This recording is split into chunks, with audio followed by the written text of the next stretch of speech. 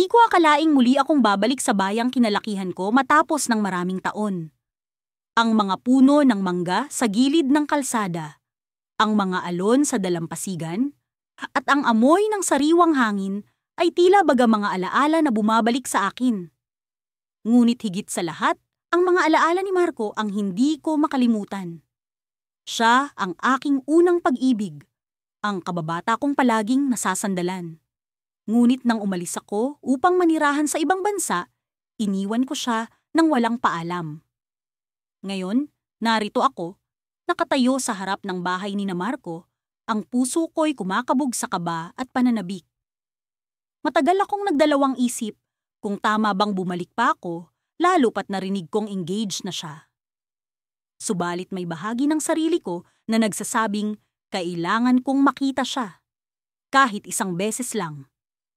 Habang papalapit ako sa pintuan, bumukas ito at bumungad sa akin si Marco. Hindi siya nagbago. Ang kanyang mga matay may parehong ningning at ang kanyang ngiti walang kapantay. Ngunit may kakaiba rin sa kanya. May aura ng kasiyahan na tila hindi ko nabahagi. "Lea?" tanong niya. Kita ang gulat sa kanyang muka. "Marco!" sagot ko. Pilit na pinipigilan ng luha sa aking mga mata. Tahimik kaming nagtitigan. Sa sandaling iyon, bumalik ang lahat ng alaala, ang mga tawanan, mga pag-aaway, at ang mga yakap na nagpapaalam sa lahat ng problema. Ngunit alam kong hindi na ito tulad ng dati. Ngayon, may ibang babaeng nasa buhay niya. "Pumasok ka!" anyaya niya, tila hindi pa rin makapaniwala na narito ako sa harap niya. Pagpasok ko, nakita ko ang mga litrato sa dingding, ang mga larawan nila ni Carla, ang babaeng fiancé niya. Masaya sila sa bawat kuha at tila hindi ko kayang sirain ang kanilang mundo. "Kamusta ka na?" tanong niya habang kami naupo sa sala. Hindi ko alam kung paano sasagutin ang tanong na yon. "Maayos naman," sagot ko, ngunit hindi ko maikubli ang lungkot sa aking boses. Nagpatuloy ang aming usapan, ngunit may bigat na bumabalot sa paligid. Hindi ko alam kung paano ba ako magpapaalam sa kanya, kung paano ko sasabihin na nagkamali ako sa pag-alis noon. Ngunit bago pa man ako makahanap ng pagkakataon, narinig ko ang isang boses mula sa likuran. "Marco, sino siya?" tanong ng isang babae. Tumayo si Carla, maganda at elegante, kitang-kita ang pagmamahala nila sa kanyang mga mata. Carla, si Lea." "Lea, si Carla." Pakilala ni Marco, halata ang kaba sa kanyang boses. Ngumiti si Carla sa akin, ngunit may kakaibang lamig sa kanyang ngiti. "Ikaw pala si Lea," sabi niya. "Maraming kwento si Marco tungkol sa'yo." Naramdaman ko ang tensyon sa paligid at parang gusto kong tumakbo palabas, ngunit pinili kong manatili. Kailangan kong marinig ang mga kwento. "Bakit ka nga pala bumalik, Lea?" tanong ni Carla. Tila ba hindi lang simpleng pag-uusisa ang kanyang motibo. Hindi ko alam kung paano sasagutin ang tanong na iyon. Ngunit bago ko pa man mabuksan ang aking bibig, may isang lihim na nagbabalik sa aking alaala. Isang bagay na maaaring magpabago sa lahat ng ito. Pagkatapos ng aming hindi inaasahang pagkikita ni Leo sa maliit na kapehan sa kanto, hindi ko maiwasang balikan ang mga alaala ng aming kababataan. Ako si Maya, at siya ang aking unang pag-ibig. Mula noon, hindi ko na siya nakita o nakausap pa hanggang sa araw na yon. Nagbabalik ako sa ating bayan matapos ang ilang taon ng pamamalagi sa lungsod. Hindi ko inaasahan na sa isang masikip na sulok ng kapehan, muli kong makikita ang mga matang minsang nagpatibok sa aking puso. Habang nakaupo sa isang sulok, pinagmamasdan ko siya. Abala siya sa pakikipag-usap sa barista at tila hindi man lang niya ako napansin. Bigla akong kinabahan, iniisip kung dapat ba akong magpakita or manatili na lamang sa aking kinaroroonan. Ngunit huli na ang lahat, nahuli niya ang aking tingin. Ngumiti siya, isang ngiti na may halong pagkagulat at saya. "Maya, ikaw na nga ba yan?" Tanong niya habang papalapit sa akin. Hindi ko maiwasang mapangiti. Oo, ako nga ito. At sa sandaling iyon, parang walang nagbago. Parang bumalik kami sa dati, sa mga araw na magkasama kami sa ilalim ng puno ng mangga, nagtatawanan at nagkukwentuhan. Nagpalitan kami ng kwento tungkol sa aming mga buhay. Ang mga tagumpay at kabiguan, mga nailigaw na landas, at mga natagpuang pagkakataon. Sinabi niya sa akin na engaged na siya kay Carla, ang kanyang kasintahan sa loob ng 3 taon. May kaunting kirot akong naramdaman, ngunit pinilit kong itago iyon sa likod ng isang nangiti. Masaya ako para sa iyo, Leo, sabi ko habang iniabot ang aking kamay upang batiin siya.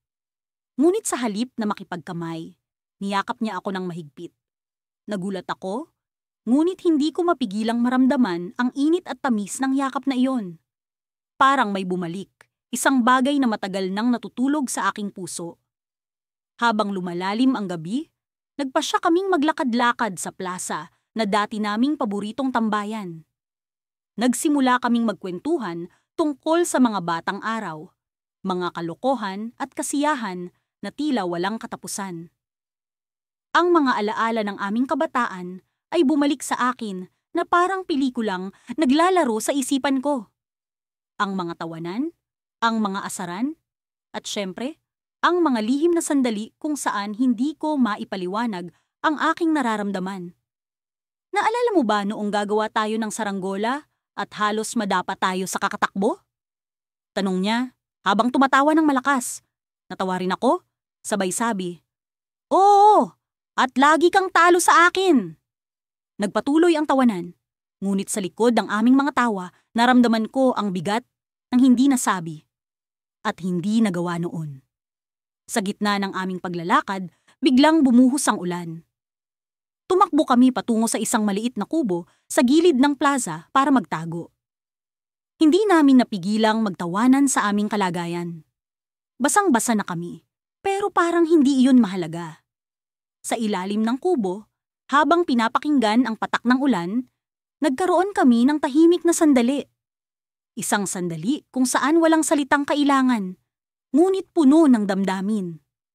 "Maya?" sabi ni Leo.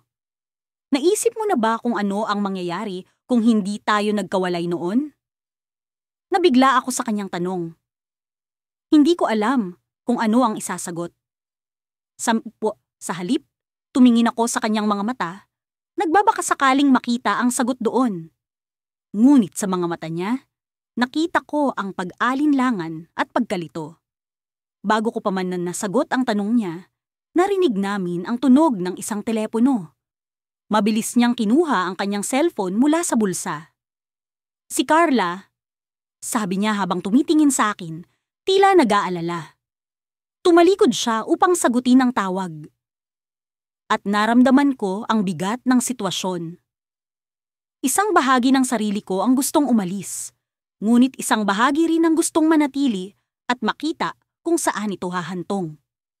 Nang matapos ang tawag, bumalik siya sa akin na may seryosong mukha. "Kailangan ko nang umalis, Maya. May kailangan akong asikasuhin," sabi niya, nangingilid ang kanyang mga mata.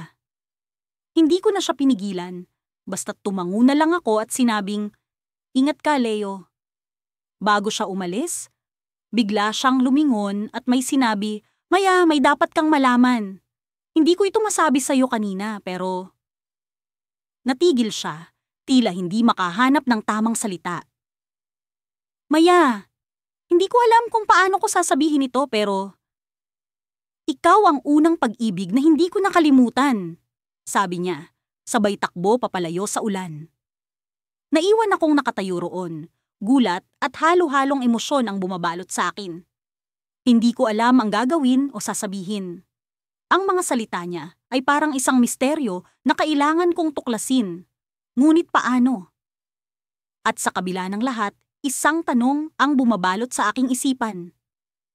Ano ang susunod na mangyayari sa amin ni Leo? Sa kalagitnaan ng isang abalang araw, ang aking telepono ay biglang tumunog Isang hindi kilalang numero ang lumitaw sa screen. Sa kabila ng aking pag-aalinlangan, pinindot ko ang green button at inangat ang telepono sa aking tainga. "Hello?" tanong ko. Bahagyang nag-aalangan. "Bakit di mo man lang ako kinamusta?" Ang tinig sa kabilang linya ay pamilyar, ngunit tila taglay nito ang init ng isang alaala na matagal nang nakabaon sa limot. Ako ito, si Lila. Lila. Ang pangalan pa lang ay nagbigay na sa akin ng damdaming hindi ko maipaliwanag. Parang isang sinag ng araw na biglang sumilay sa madilim na silid. Hindi pa ako nakapagsalita. "Alam kong engaged ka na," patuloy niya. "Pero may kailangan tayong pag-usapan." Isang malalim na buntong hininga ang lumabas sa aking bibig. "Oo, engaged na ako. Pero anong kailangan mong sabihin?" "Magkita tayo," tugon niya, puno ng determinasyon. "Sa dati nating lugar, sa ilalim ng malaking puno sa parke." Ang mga alaala ng aming kabataan ay biglang bumalik sa akin. Mga araw na puno ng tawanan, mga lihim na ibinubulong sa hangin, at mga pangarap na hinabi sa pagitan ng mga paghamak sa buhay. Sa kabila ng pag-aalinlangan, pumayag akong makipagkita. Hindi ko alam kung bakit. Marahil ay dala ng kuryosidad o ng pananabik na makita siya muli. Nang dumating ako sa parke, ang tanawin ay hindi nagbago. Ang malaking puno ay tila tagapag-ingat ng aming mga alaala, matatag na nakatayo sa gitna ng luntiang paligid. Naroon siya, nakaupo sa lilim nito, ang kanyang buhok ay sumasayaw sa hangin. Ang kanyang mga mata ay tila mga bituin, kumikinang sa liwanag ng araw. "Lila," sabi ko, halos pabulong. Ngumiti siya. Ang ngiti ay tila yakap na nagbigay ng init sa malamig na umaga. "Salamat at pumunta ka." "Ano ang kailangan mong sabihin?" tanong ko. Direktang tumingin sa kanyang mga mata, pilit inaalam ang kanyang dahilan. "Babalik ako para sa'yo." Ang mga salitang iyon ay tila isang bomba na sumabog sa aking isip. Para sa akin? Pero paano? Engaged na ako kay Mia. Mahal ko siya. "Alam ko," sagot ni Lila. Ang kanyang tinig ay puno ng pag-unawa. "Pero ikaw ang unang pag-ibig ko at hindi kita nakalimutan." Ang kanyang mga salita ay tila mga alon na unti-unting dinadala ang aking bangka sa gitna ng dagat. Hindi alam kung saan tutungo. Sa loob ng maraming taon, binaliwala ko ang mga damdaming iyon, pinili kong kalimutan. Ngunit heto siya, bumalik. Muling binubuhay ang mga alaala. "Bakit ka bumalik?" tanong ko. Ang tinig ay puno ng paghahanap ng kasagutan. Bumalik ako dahil alam kong hindi pa tapos ang kwento natin. May kailangan pa tayong ipaglaban. Ang kanyang mga mata ay puno ng pag-asa, ngunit ang puso ko ay nababalot ng pag-aalinlangan. Paano ko haharapin ang sitwasyong ito? Paano ko haharapin si Mia, ang babaeng minahal ko sa loob ng ilang taon, at si Lila, ang unang pag-ibig na hindi ko nakalimutan? Sa kabila ng lahat ng ito, may bahagi ng puso ko na nagiinit. Ang bahagi na nagsasabing hindi pa ito ang katapusan. Na marahil, may dahilan kung bakit bumalik si Lila sa buhay ko. "Ngunit paano ang kasal namin ni Mia?" tanong ko. Ang tinig ay puno ng pag-aalala. "Nasa iyo ang desisyon. Pero narito ako, handang ipaglaban ang natitirang pag-ibig na mayroon tayo." Tumayo siya. Ang kanyang mga mata ay puno ng determinasyon. Maghihintay ako hanggat kailangan. Habang siya ay naglalakad palayo, iniwan niya ako sa ilalim ng puno, puno ng pag-iisip at pag-aalinlangan. Ang mga damdamin ay nagkakagulo sa aking isip, pinaghalong saya, takot, at pagkalito. Ano nga bang gagawin ko? Paano ko haharapin ang sitwasyong ito na tila hindi ko inaasahan? Sa kabila ng aking pagkalito, may bahagi ng aking puso ang nagsasabing kailangan kong malaman ang sagot. Kailangan kong malaman kung sino nga ba ang tunay na iniibig ko. Ang hangin sa parke ay tila malamig. Ngunit ang aking puso ay nag-iinit sa damdamin. Sa kabila ng lahat ng ito, ang tanong ay nananatili. Ano nga ba ang gagawin ko? Hahayaan ko bang magpatuloy ang kwento namin ni Lila? O pipiliin ko ang buhay na kasama si Mia? Habang ang araw ay unti-unting lumulubog sa kanluran, isang bagay ang naging malinaw. Ang kwento ko ay hindi pa tapos. Ngunit ang tanong na naghihintay ng kasagutan ay patuloy na bumabagabag sa akin, na tila ang simula ng isang bagong kabanata sa aking buhay. At sa ilalim ng punong iyon, ako ay nanatiling nakatayo, naghihintay sa pagdating ng sagot na maaaring magbago sa takbo ng aking kapalaran. Sa paglipas ng mga taon, ang alaala ng aming kabataan ay unti-unting natabunan ng alikabok ng oras. Nagpatuloy ako sa aking buhay, at si Lucas, ang aking unang pag-ibig, ay tila isa na lamang bahagi ng isang lumang kwento. Hanggang sa isang araw, habang abala ako sa aking trabaho sa Maynila, isang tawag ang bumago sa takbo ng aking araw. Claire? Ang tinig na bumati sa akin mula sa kabilang linya. Pamilyar ito, ngunit may halo ng pag-aalinlangan. Si Lucas ito. Hindi ko alam kung paano ako dapat tumugon. Isang bahagi ng aking puso ang tila nagising mula sa pagkakahimbing. Lucas? Sagot ko. Pilit na itinago ang kaba sa aking tinig. Anong balita? Pwede ba tayong magkita? May gusto akong sabihin sa'yo. Ang hiling niya ay may halong pag-aalala. At kahit hindi ko pa alam ang dahilan ng kanyang tawag, alam kong hindi ito pangkaraniwang usapan. Nagkita kami sa isang maliit na cafe sa gilid ng lungsod. Sa unang tingin, hindi ko mawari kung ano ang nagbago sa kanya. Ang mga mata niya ay may mga bagong linya na dala ng mga taon. Ngunit ang ngiti niya ay nanatiling kasing tamis ng dati. Umupo kami sa parehong mesa kung saan dati kami nag-uusap tungkol sa ating mga pangarap. Claire, simula niya. Alam kong hindi tayo nagkaroon ng pagkakataong mag-usap ng maayos noon.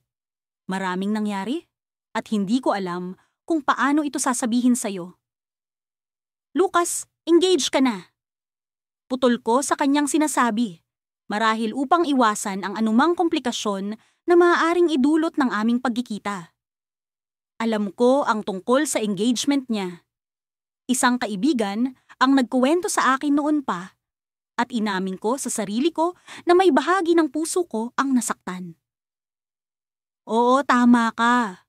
Ang kanyang sagot ay may bahid ng lungkot. Pero may isang bagay akong hindi mo pa alam. Huminga siya ng malalim at tumingin sa akin ng diretso. Ikaw ang unang pag-ibig ko, Claire.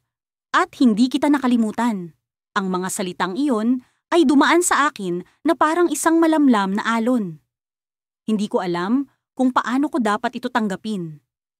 Sa mga taon ng pagkawala, sa mga sandaling tayo'y hindi magkasama, paano ko ba dapat iproseso ang kanyang pag-amin?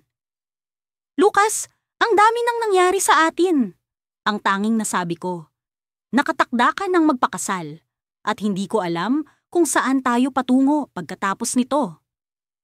Alam ko, pero hindi ko maiwasan ng damdamin ko. Claire? Hindi ko sinasabing iwan ko ang kasal, pero kailangan kita sa buhay ko. Hindi ko alam kung paano, pero ikaw pa rin ang hinahanap ko. Ang mga salitang iyon ay tila isang pagkumpirma ng mga bagay na matagal ko nang tinatago sa aking puso. Ngunit paano nga ba namin haharapin ang sitwasyon? Ano ang magiging kahulugan ng aming muling pagkikita? Sa sandaling iyon, isang tawag ang dumating sa cellphone na ni Lucas. Sandali lang, sabi niya habang tumayo upang sagutin ito. Hindi ko marinig ang pinag-uusapan nila, ngunit kitang-kita ko ang tensyon sa kanyang muka. Pagbalik niya sa mesa, may pagbabago sa kanyang ekspresyon. Claire, kailangan ko nang umalis, sabi niya, halatang nabalisa. May nangyari kay Lyra, ang fiancé ko. Kailangan ko siyang puntahan. Hindi ko alam kung paano ko dapat maramdaman sa mga oras na iyon. Sa halip na sagutin, tumangulang ako at nagbigay ng maliit na ngiti bilang suporta. Habang pinagmamasdan ko siyang umalis, isang bahagi ng puso ko ang nagtatanong kung ito na ba ang huling pagkakataon na magkikita kami. Ngunit hindi pa rito nagtatapos ang kwento. Sa kanyang pag-alis, isang maliit na papel ang naiwan sa mesa. Marahil ay hindi sinasadyang nalaglag mula sa kanyang bulsa. Kinuha ko ito at binasa. Ang nakasulat ay isang address at isang oras. Walang pangalan, walang paliwanag. Habang pinagmamasdan ko ang papel, naramdaman ko ang pag-aalinlangan at ang hindi maipaliwanag na puwersa na nagtutulak sa akin na pumunta sa lugar na iyon. Ano ang ibig sabihin na nito? Ano ang magiging papel ko sa buhay ni Lucas at Lyra? Sa pagdating ng gabi, ang aking isip ay puno ng mga tanong na walang kasagutan. Ngunit sa kabila ng lahat, ang pagnanais na malaman ang katotohanan ang nagdala sa akin sa harap ng isang pintuan, sa lugar na nakasulat sa papel. At doon, isang twist ang naghihintay sa akin na magbabago sa takbo ng aming mga buhay. Sa wakas, narito na ako sa harap ng pintuan ng kanyang tahanan. Matapos ang maraming taon, narito ako, dala-dala ang mga alaala ng aming kabataan. Mga alaala ng unang pag-ibig na akala ko'y matagal nang nakalimutan. Hindi ko rin inasahan na sa paglipas ng panahon, ang mga damdaming iyon ay may puwang pa rin sa puso ko. Napakalamig ng hangin. Tila ba sinasalamin ng kaba sa dibdib ko? Ang pintuan ay simpleng kahoy lamang. Ngunit tila ba ito'y nagiging pader na hindi ko kayang lampasan. Sa bawat hakbang patungo rito, nararamdaman ko ang bigat ng nakaraan. Paano nga ba kami umabot sa ganito? Paano nga ba naging komplikado ang simpleng kwento ng dalawang batang pusong nagmahalan? Nang huli kaming magkita, pareho kaming puno ng pangarap. Ako'y nasa harap ng altar ng aking mga pangarap sa ibang bayan. Samantalang siya'y nanatili rito, tahimik na nililinang ang kanyang sariling landas. Ang aming mga pangako ay unti-unting nawala sa hangin, kasabay ng pagbabago ng panahon. Ngunit ngayon, narito ako, dala ang isang liham na matagal ko nang isinulat. Sa liham na ito, isinulat ko ang mga saloobin at damdamin na hindi ko naipahayag noon. Inisip ko, ano nga ba ang silbi ng pagbabalik? Maaring wala. Maaring isang pag-uusisa lamang ng nakaraan. Ngunit sa mga ganitong panahon, ang puso ay mas makapangyarihan kaysa sa isipan. Nang bumukas ang pintuan, bumungad sa akin ang kanyang mukha.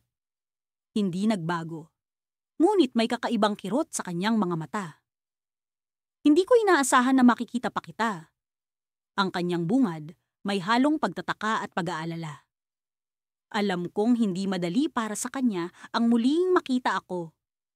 Lalo pat siya'y engaged na. May kailangan kang malaman bago pa man tuluyang magbago ang lahat. Ang sagot ko, pilit na hinuhubog ang tapang sa aking tinig.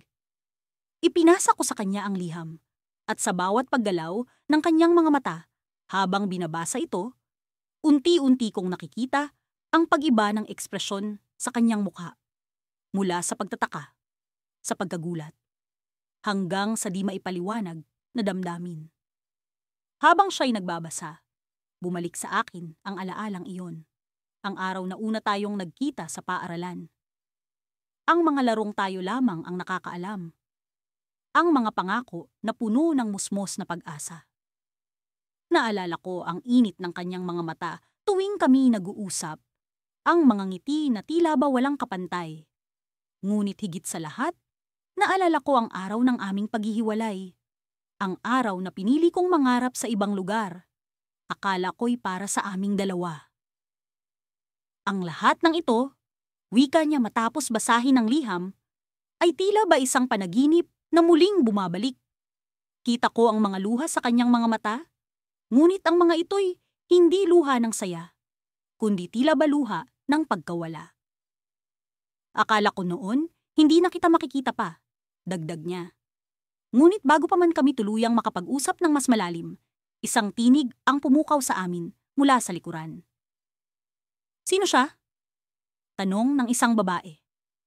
Ang kanyang fiancé.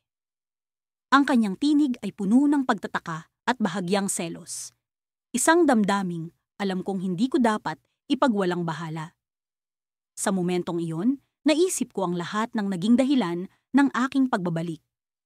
Ako ang unang pag-ibig na hindi niya nakalimutan. Ngunit ako rin ang alaala na kailanmay hindi na maibabalik sa dati.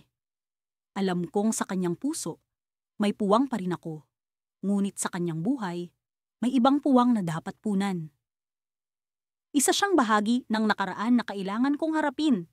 Sagot niya sa fiancé niya, habang hawak pa rin ang liham.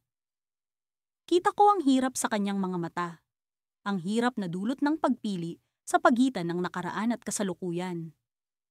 Sa puntong iyon, napagtanto ko ang tunay na halaga ng pag-ibig. Ang pag-ibig na hindi palaging nauuwi sa pagiging magkasama, kundi sa pagtanggap na ang bawat isa ay may kanya-kanyang landas na dapat tahakin. Bago pa man ako tuluyang umalis, isang huling tingin ang aming ipinagpalit. Isang tingin na puno ng pangunawa at pag-asam na sa kabila ng lahat. Ang aming damdamin ay mananatiling bahagi ng aming mga puso. At sa paglikod ko, narinig ko ang kanyang tinig. Bahagyang pabulong, ngunit sapat na para marinig ko. Salamat sa pagbabalik at sa pagpapaalala na ang pag-ibig ay hindi kailanman nakakalimutan. Ngunit bago tuluyang magsara ang pintuan, isang liham ang iniabot sa akin ng kanyang fiancé. Basahin mo ito, sabi niya, may bahagyang ngiti sa kanyang mga labi. Naglalaman ito ng isang lihim na hindi ko inaasahan. Isang lihim na magpapabago ng lahat. Ang araw ay tila isa sa mga karaniwang araw lamang. Ngunit sa loob ko, may kung anong kaba ang bumabalot. Matagal-tagal na rin mula nang huli kaming nagkita ni Miguel, at sa tuwing naalala ko ang mga nakalipas na araw ng aming kabataan, may tila kirot sa aking puso. Siya ang unang pag-ibig ko. At bagamat tanggap ko nang hindi na maibabalik ang nakaraan, hindi ko mapigilang magtanong. Paano kung? Habang papalapit ang gabi, hindi ko maiwasang isipin ang kanyang engagement party na magaganap kinabukasan. Nabalitaan ko ito mula kay Liza, isang dati naming kaklase, na nanatiling konektado sa aming lahat sa pamamagitan ng social media. Hindi ko akalain na imbitado ako. Ngunit sinigurado ni Liza na kasama ako sa listahan. Sandali lang naman yon, sabi niya. Magpakita ka lang para sa old times sake. Nang makarating ako sa venue, agad kong naramdaman ang halo ng saya at kaba. Sa gitna ng mga tao, nakita ko si Miguel, kasama ang kanyang magiging asawa, si Clara. Kitang-kita sa kanilang mga mata ang pagmamahalan.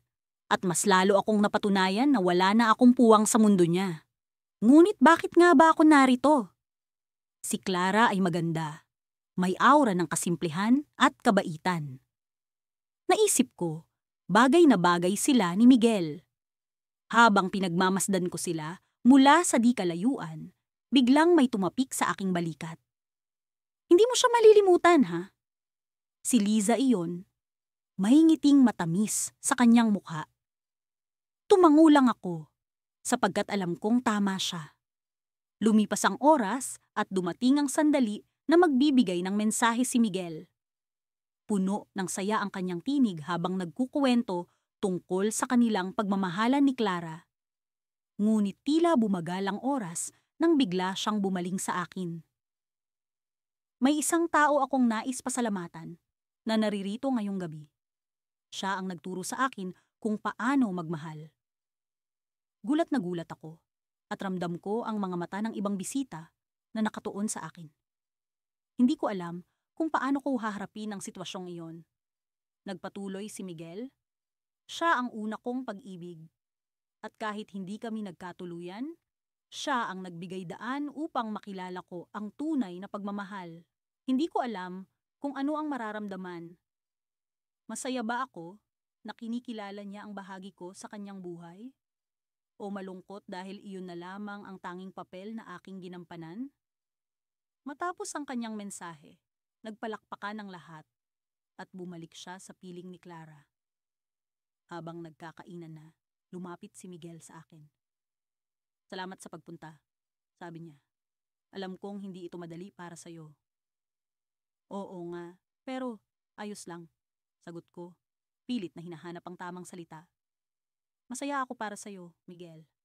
Ngunit bago pa man siya makasagot, may isang batang babae ang lumapit sa amin. "Kuya Miguel, may naghahanap sa'yo," sabi niya. Nagpaalam siya sa akin at sumama sa bata. Habang naiwan ako, napansin kong may iniwang papel si Miguel sa mesa. Kinuha ko ito at sa aking pagkagulat, isang liham ito na para sa akin. Nanginginig ang aking mga kamay habang binubuksan ko ito.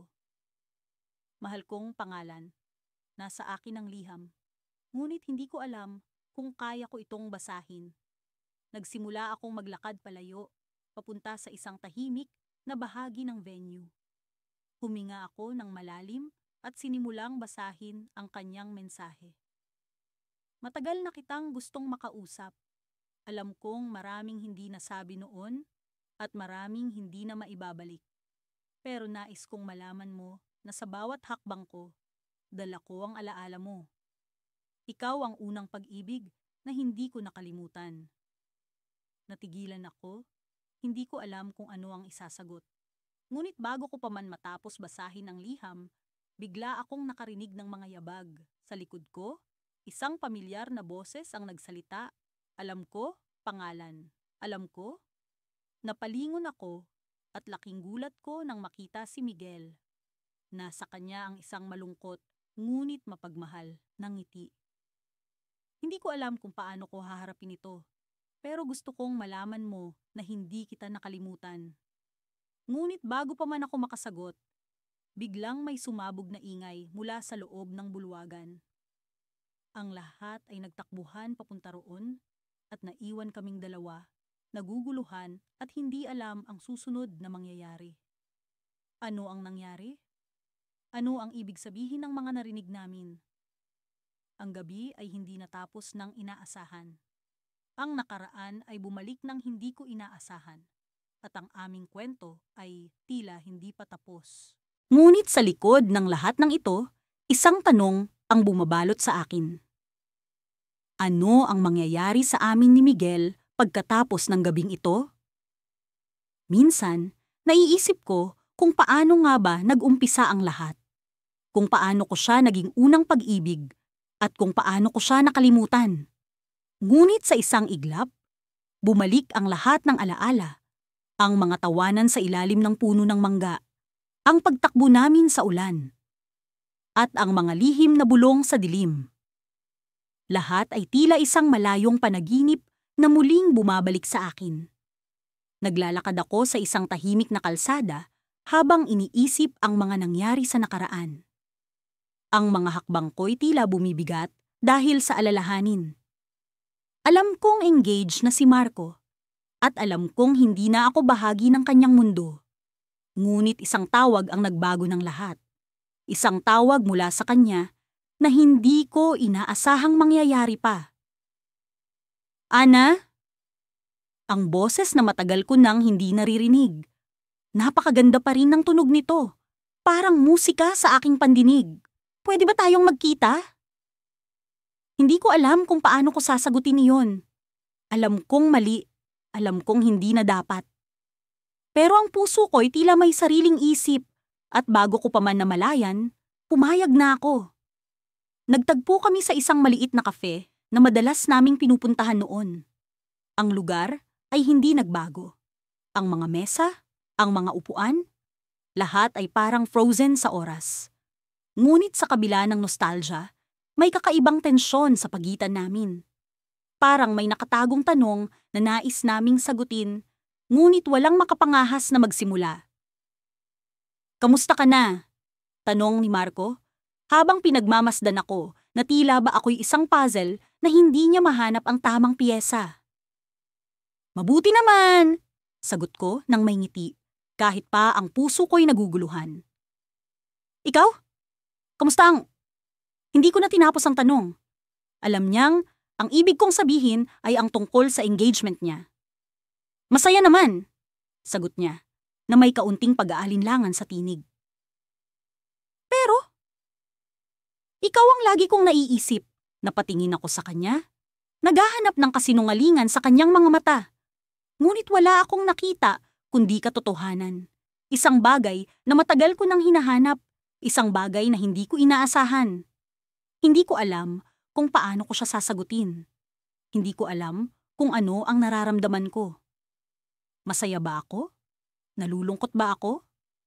Parang ang lahat ng damdamin ay naghalo-halo sa loob ko. Hindi ko alam kung paano ko ito haharapin. Marco, engaged ka na. Paalala ko sa kanya, kahit pa ang puso ko'y tila sumisigaw na gusto ko siyang makasama. Hindi na tayo tulad ng dati. Alam kong mali ang nararamdaman ko, alam kong hindi dapat.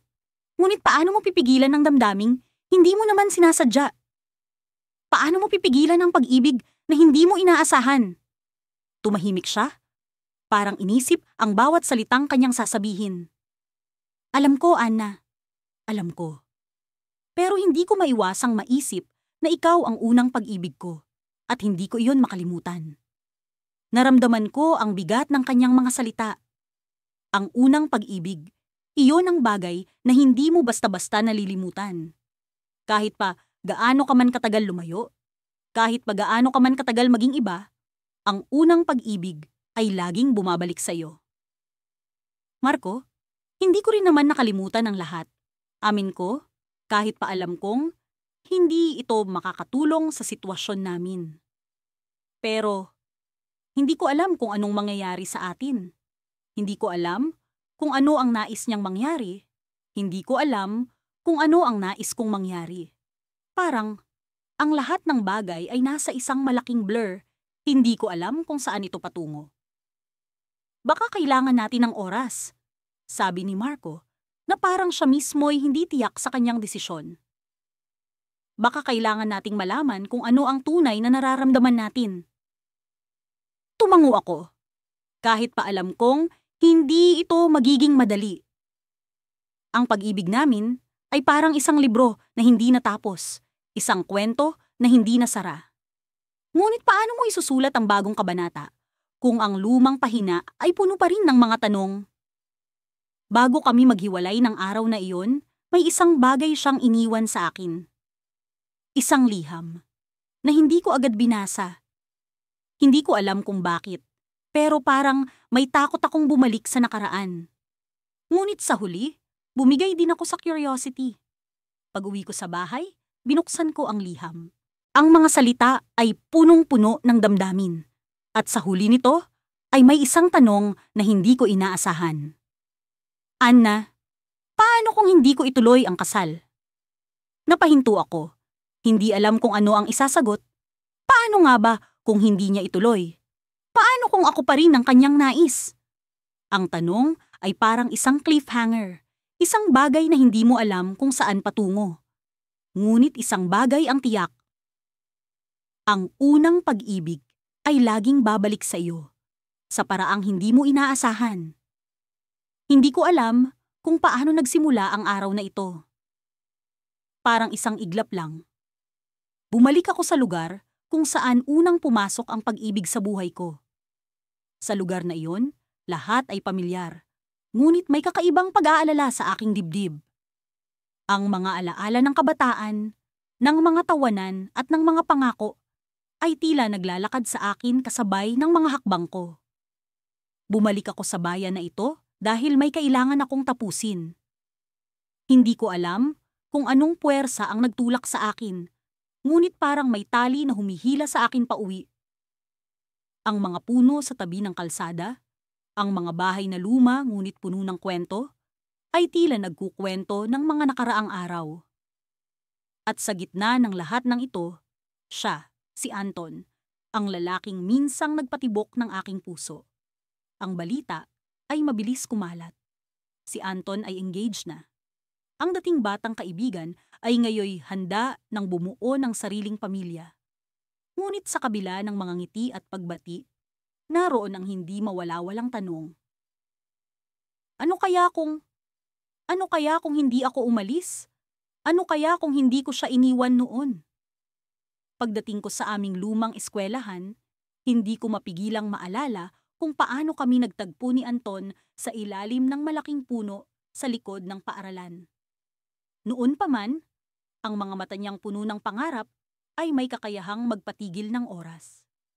Kami ang magkasama sa lahat ng kalokohan. Ako ang kanyang unang pag-ibig at siya ang akin. Ngunit ang buhay ay puno ng mga desisyon at noong panahong iyon, pinili kong mangarap sa ibang lugar. Sa pagupo ko sa lumang bangko kung saan kami madalas mag-usap, biglang bumalik ang mga alaala. Ang mga tawanan, ang mga pangarap na sabay naming binuo, at ang mga pangako na habang buhay naming iingatan. Pero, sa kabila ng lahat, dumating ang oras na kinailangan kong lumayo. Hindi ko inaasahan ang pagkikita naming tao ni Anton sa araw na iyon. Bigla siyang sumulpot, na para bang alam niyang naroon ako. Ang kanyang ngiti ay hindi nagbago, ngunit ang mga mata niya ay may kakaibang lalim. Hindi ko inaasahan na babalik ka, sabi niya, habang unti-unting lumalapit. May mga bagay na kailangang tapusin, sagot ko, pilit na pinapanatiling kalmado ang aking boses. At isa na doon ang pagbisita sa mga alaala. Tahimik kaming naglakad sa paligid ng eskwelahan, ni hindi ko magawang bumitaw sa mga tanong na bumabagabag sa akin. Kamusta na? Tanong ko, pilit na pinipigil ang pag-aalala sa aking boses. Masaya ako, pero biglang naputol ang kanyang sagot. Pero may mga bagay na hindi ko pa rin malimutan. Tumigil kami sa ilalim ng puno at sa kauna-unahang pagkakataon, naramdaman ko ang bigat ng mga nakaraang taon. Anton, alam kong engaged ka na. Hindi na tayo mga bata at alam kong may mga pangarap kang gustong tuparin. Oo, engaged na nga ako. Pero nang malaman kong bumalik ka, nagbago ang lahat. Hindi ko alam kung ano ang sasabihin. Ang kanyang mga salita ay tila mga patak ng ulan na bumabalot sa akin. Ako ang unang pag-ibig na hindi mo nakalimutan, sabi ko, habang pilit na kinakalma ang sarili. Ikaw ang unang pag-ibig na hindi ko malilimutan, sagot niya, habang nakatingin sa akin ng may halong pag-aalala. Tahimik kaming nakatayo sa ilalim ng puno, at sa kabila ng lahat ng kasalukuyang sitwasyon, naroon ang hindi maipaliwanag na pag-asa. Ngunit sa likod ng mga ngiti at alaala, may tanong na hindi ko kayang sagutin. Ano ang gagawin mo ngayon? Man mo ngayon? Tanong ko. Pilit na umiiwas sa kanyang mga mata. Baka hindi ko na ituloy ang kasal. Sagot niya, habang ang boses niya ay puno ng pag-aalinlangan. Nang marinig ko ang kanyang sagot, naramdaman ko ang bigat ng sitwasyon. Ang kanyang desisyon ay may kakayahang baguhin ang lahat. Ngunit sa kabila ng lahat ng ito, naroon ang hindi ko maipaliwanag na kaba. Anton, hindi ko alam kung ano ang mangyayari. Ang alam ko lang, bumalik ako para sa isang bagay na hindi ko pa rin sigurado. Minsan, ang hindi sigurado ay ang tanging sagot. Sagot niya, habang ang kanyang mga mata ay puno ng pag-asa. Habang nakatayo kami sa ilalim ng puno, naramdaman ko ang pag-ikot ng mundo sa paligid namin. Ang mga alaala ng kabataan ay tila naglalakad kasabay ng mga hakbang namin. Ngunit sa dulo ng lahat ng ito, sa gitna ng mga tanong at pag-aalala, isang bagay ang sigurado. Ako ang unang pag-ibig na hindi niya nakalimutan, at sa kabila ng lahat, naroon ang hindi maipaliwanag na pag-asa. Ngunit sa likod ng lahat ng ito, may isang tanong na hindi ko pa rin kayang sagutin. Ano ang gagawin namin pagkatapos ng araw na ito? Sa kabila ng lahat ng hindi pagkakaintindihan, isang bagay ang tiyak. Ang buhay ay puno ng mga sorpresa. At kahit hindi ko pa alam ang sagot, Handa akong harapin ang mga susunod na kabanata. Pagkatapos ng maraming taon, narito na ako, nakatayo sa harap ng bahay na minsang naging saksi sa mga pinagsaluhan naming pangarap at tawanan. Hindi ko inakalang magbabalik ako sa lugar na ito, kung saan ang bawat sulok ay puno ng alaala naming dalawa. Si Adrian, ang unang pag-ibig ko, at ako, na tila isang anino ng nakaraan na biglang sumulpot sa kanyang kasalukuyan. Nasa labas ako ng gate, nag-aalangan kung dapat pa ba akong kumatok. Pero tila may puwersang nagtutulak sa akin, isang matinding halina ng nakaraan na hindi ko matanggihan. Huminga ako ng malalim at naglakas loob na pindutin ang doorbell. Mabilis ang pagtibok ng puso ko, hindi ko alam kung sa kaba o sa pananabik. Ilang saglit lang ay bumukas ang pinto at lumabas si Adrian. Halos hindi ko siya nakilala sa unang tingin. Tumanda siya, ngunit naroon pa rin ang mga pamilyar ng ngiti at tingin na minsang nagpabilis ng tibok ng aking puso. Nagulat siya nang makita ako, ngunit agad ding napalitan ng kakaibang saya ang kanyang mukha. "Ana?" tanong niya, halatang hindi makapaniwala. "Oo, ako nga ito," sagot ko. Pilit nang umingiti kahit na nanginginig ang aking boses. Pumasok kami sa loob ng bahay at sa bawat hakbang ay bumabalik ang mga alaala ng kabataan namin. Ang sala na minsang naging tagpuan namin tuwing Sabado ng hapon, ang hardin kung saan kami nagtatago kapag naglalaro ng tagu-taguan, at ang silid kung saan kami nagkukwentuhan hanggang sa abutan ng gabi. Lahat ng iyon ay parang kahapon lamang. "Kamusta ka na?" tanong ni Adrian, habang nakaupo kami sa sofa, malapit sa bintanang tanaw ang lumulubog na araw. "Ito, heto pa rin," sagot ko, pilit na sinusuri ang kanyang mukha. "Ikaw, kamusta?" "Naging maayos naman," sagot niya, tila nag-aalangan sa susunod na sasabihin. "May sasabihin sana ako sa'yo, Ana." Hinanda ko ang sarili ko. Alam ko na sa pagbabalik kong ito, may mga bagay na hindi na tulad ng dati. Alam kong engaged na siya at hindi ko rin alam kung bakit ako naririto ngayon, sa gitna ng kanyang bagong buhay. "Engaged na ako," sabi niya. Hindi ko alam kung bakit, pero para bang may kirot na dulot ang mga salitang iyon sa puso ko. "Alam ko," sagot ko. Narinig ko mula kay Mia.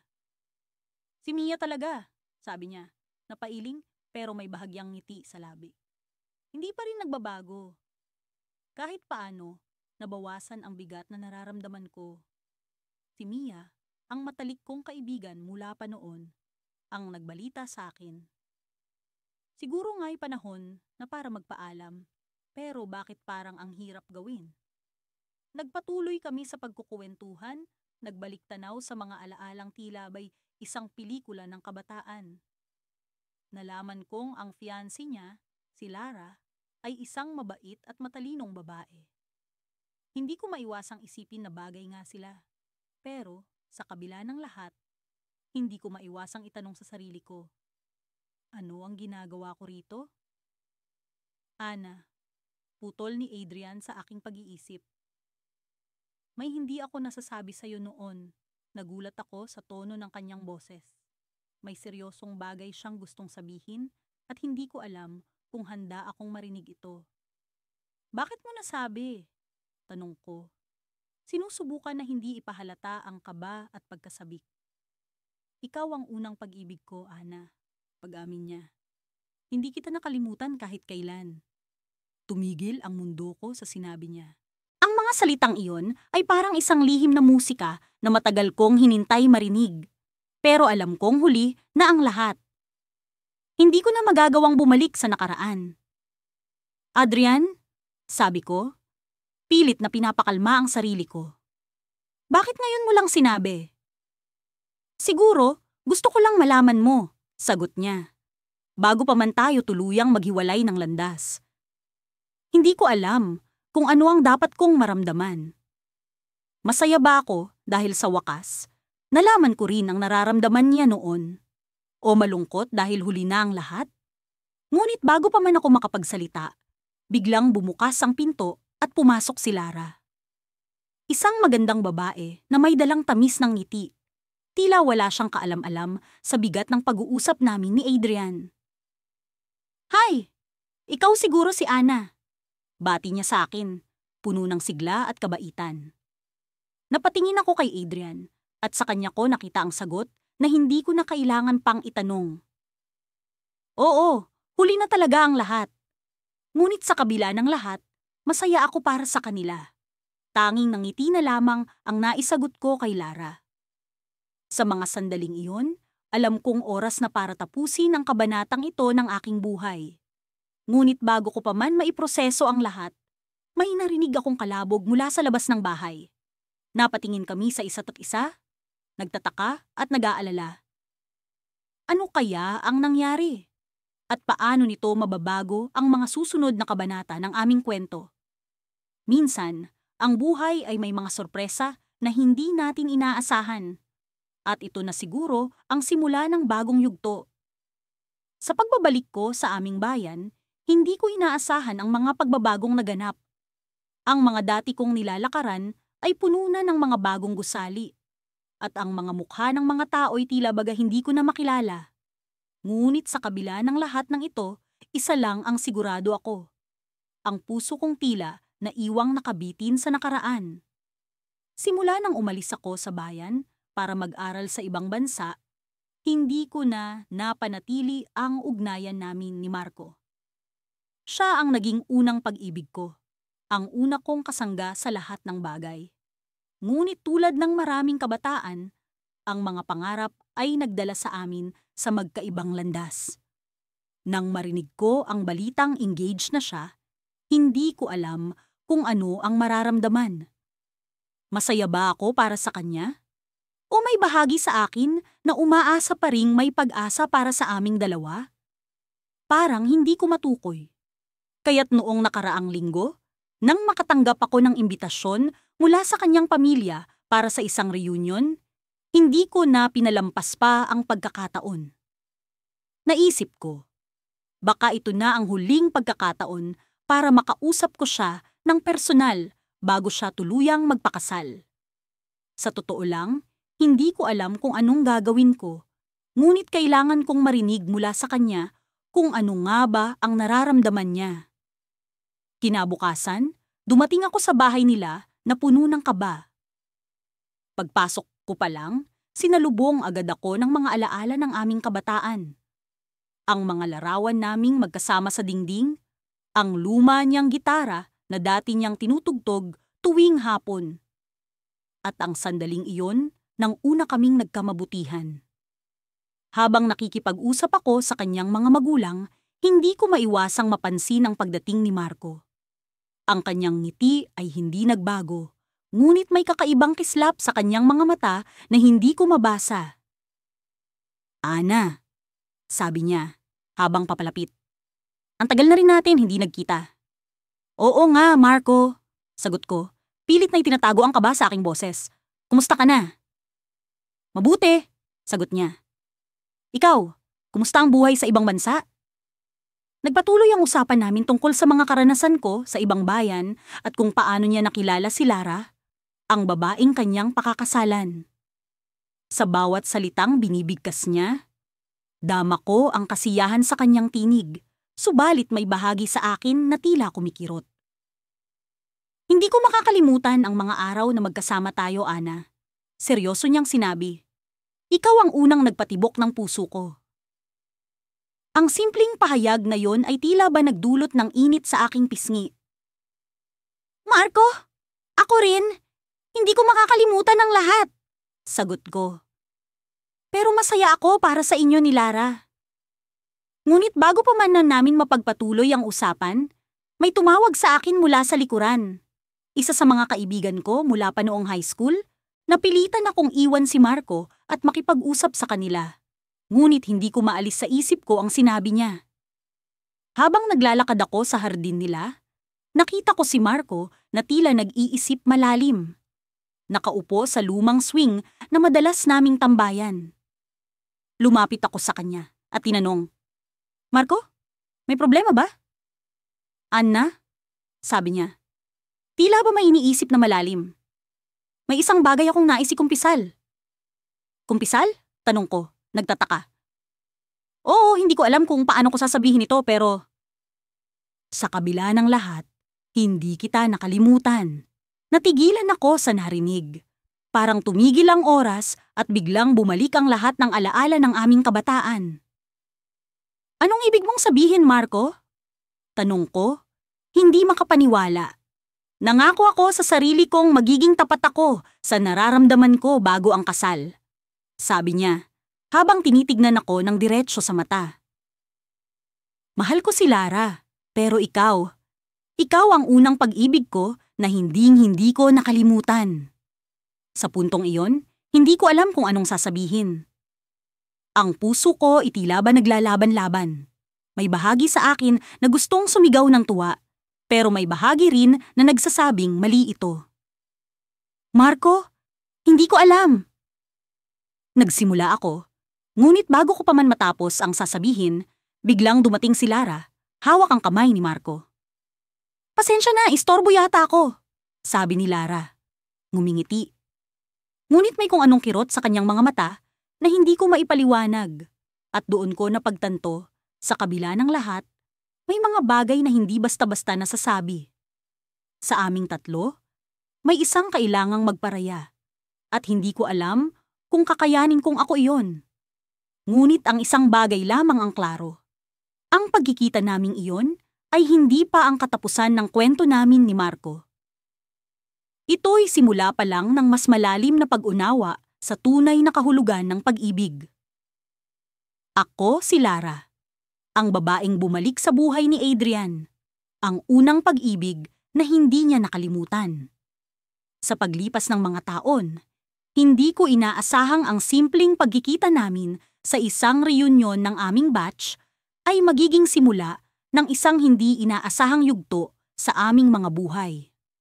Ngayon, narito ako sa harap ng tahanan nila, dala ang mga alaala ng nakaraan na tila ba'y pa isang kahapon lamang. Nagsimula akong maglakad patungo sa pintuan, na may bahagyang kaba sa dibdib.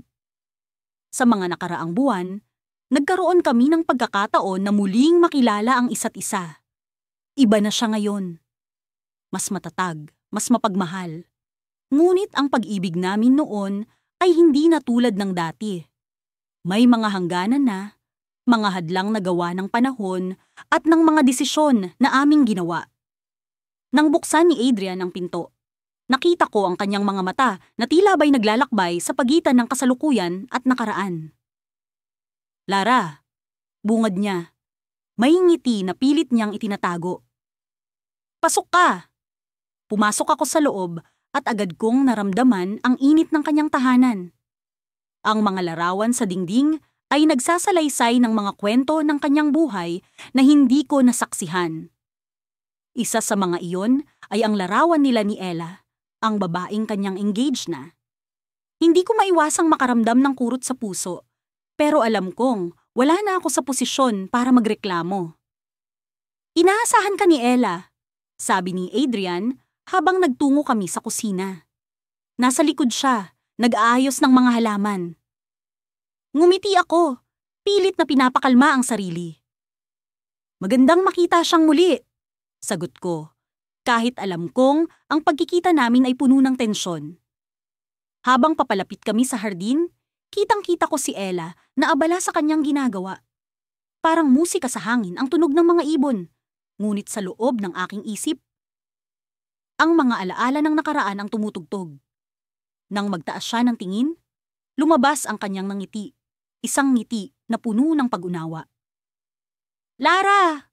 Ang tagal nating hindi nagkita, bungad ni Ella habang nilapitan niya kami. Salamat sa pagbisita, nagkamayan kami, at sa aming pag-uusap ay naging malinaw na hindi siya nag-iisa sa kanyang nararamdaman.